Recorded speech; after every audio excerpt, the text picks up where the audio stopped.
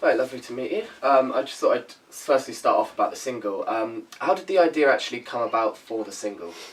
Well, I don't know. You never really know how these ideas happen. Yeah. I mean, how we work is I tend to write most of the words. Yes. And I send off every few months. I'll send off a batch of lyrics to Yes. two guys. And it's a wonderful process because a couple of days later, songs start to arrive in my inbox. Yes. And this was just one of a batch. I just thought, oh, the idea that the title came into my head, and it often starts with a title. Yes. And I put some words around it. And interestingly, they often change a little bit, because they don't fit the rhythm of whatever the other guy's writing. But with this song, nothing changed at all. It's just it came back with all the words intact. So there was something kind of right about it right from the start. Yeah, because I know you've had a career in sort of writing over sort of 30 books published. So I take it you did the lyrics for this, and they sort of came up with the music. Yeah, that's the way it always works. Or not. Sometimes they come up with songs themselves, Yeah. But it's, I guess, 90% of the time that's my lyrics. Yeah, and obviously you sort of reunited as a band after, what is it, 43 years? 43 years, yeah. How did that come about? Well, I'll take you right back. We were in this band, I guess, the late 60s, early 70s. Yes. We basically went to school together. We were four guys originally, went to school together. They played guitars, I wrote words, even back then. And we thought, well, let's form a band. So we began practicing in each other's bedrooms. Yes. And eventually began to get gigs. And played in our hometown of East Kilbride, and then across Scotland we played universities, bars, halls, coffee shops, wherever we could. And got a manager. Yes. Guy came in, and we came very close to making an album. We were on the verge of having a 4-album deal with Decca Records. Okay. But just as we were about to sign, there was a regime change at Decca, and we were cast aside. Oh, really? And that was a huge disappointment. I mean, it was quite a big deal because it was in the papers in Scotland and everything, so we really felt like it was our moment. But the disappointment was really big for us, and we kind of gradually drifted apart. Went off, lived our lives. Each of us still making music though, we were still doing it individually, but we lost touch completely. And then, but it was 2015, the chap who lives in Dublin, his wife, we'd met up on Facebook, but we weren't really contacting each other much. But this chap's wife said, why don't you get them over and do some music, And he didn't want to at first, but then she booked a cottage in Wicklow, an isolated cottage, and we said, yeah, why not? And we came over and all met each other at the Dublin airport one morning. I mean, it could have been a total disaster. We could have hated each other. But we went out to Wicklow into this isolated cottage, and it was like we had just seen each other the day before. We picked up completely, and we had a week when we just laughed and wrote songs, and we actually played a gig when we were there, because we went to the local pub and the guy says, oh, what are you boys doing here?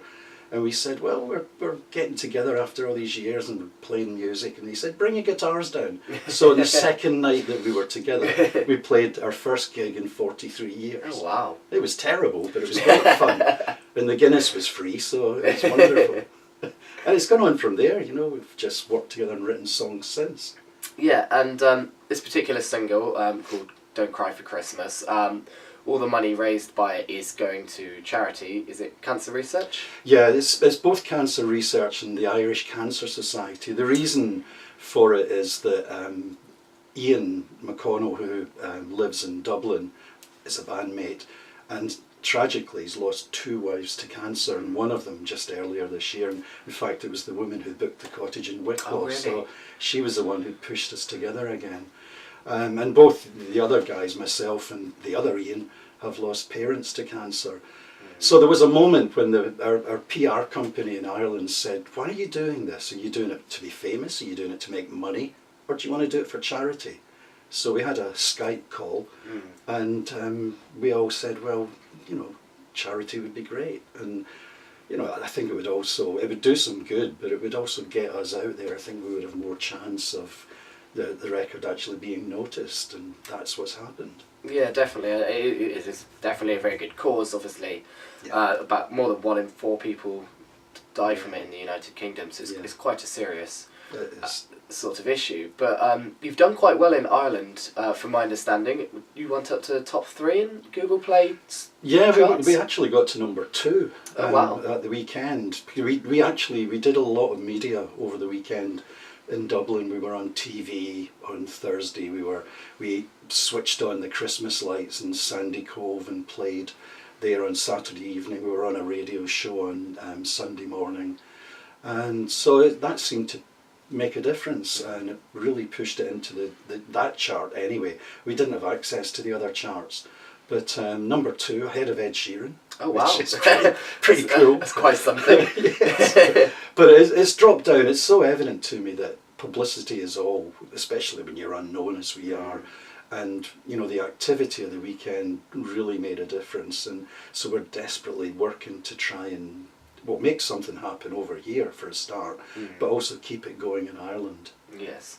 Have you got any plans for sort of performances in Dorset or anything like that? No, I think performances are out of the question at the moment. It's partly because we live so far apart. I mean, if we had a TV show to do or a radio show, then we would all fly to wherever we needed to be.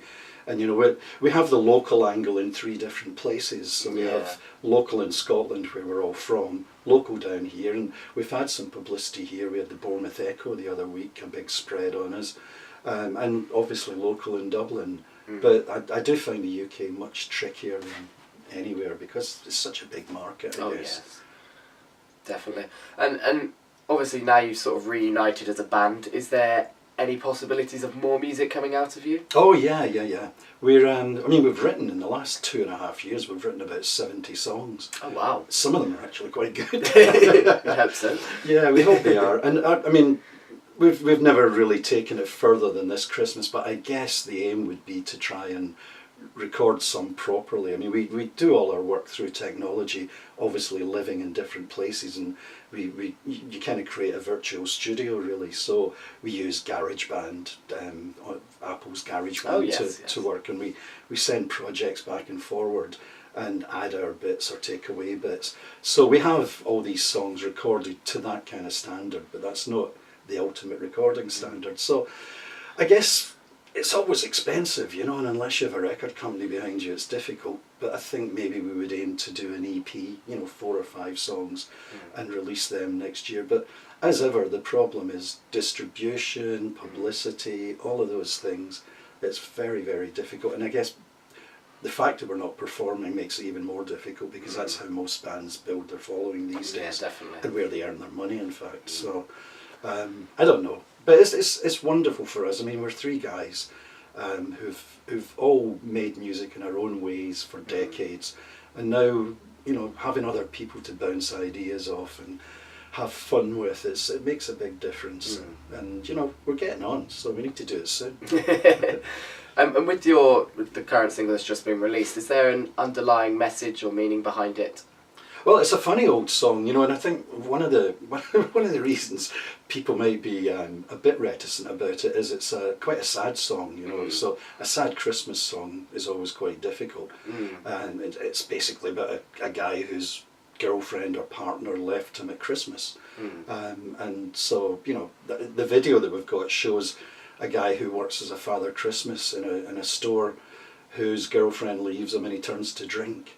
But then there's kind of redemption, because he realises what he's doing and pours all the drink away, and everyone's happy at the end, and we all sing for Auld Lang Syne at the end. I guess the message is, you know, the usual kind of you go downhill and then you get redeemed somehow. Yeah. You know, life turns good in the end if you make it work for you. Definitely, it's quite interesting. And finally, I just wondered, do you have a message for any sort of people suffering from cancer, or any supporters or people that have, you know, survived from it? Is there anything you would like to? It's very difficult, and in fact the chap in the band who lost 2 wives was asked this very question on TV last week, and it made him cry, you know, because it's so raw for him, obviously. It's very difficult. I mean, I think unless you've been through it, it's hard. I mean, I have had experience of it because my daughter had cancer when she was very young, and it's the most devastating thing. But there is hopefully a way out of it. You know, I mean, a lot of cancers are being cured now. There's good treatment. The NHS prioritises cancer patients. I think you've got to be positive, and we were positive, and you know, my daughter's fine now. You know, she's absolutely fine. So I think, easy to say, but be positive. Yeah, definitely. Well, thank you very much. I hope the single pushes further, and hopefully you can bid for that #1 single. Oh, I hope so. Thank you very much. Thank you.